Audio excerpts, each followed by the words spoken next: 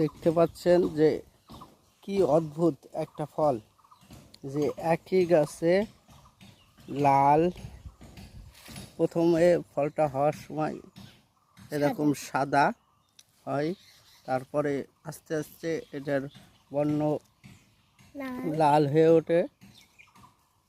তারপরে দেখেন যখন পুরোপুরি ফলটা পেকে যায় তখন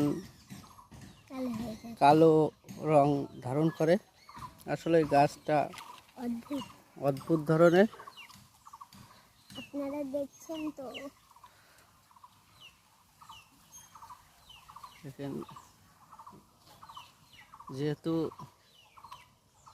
বনের গাছ, এটার নাম আমরা জানি না, জানা থাকতে বলবেন। ধন্যবাদ।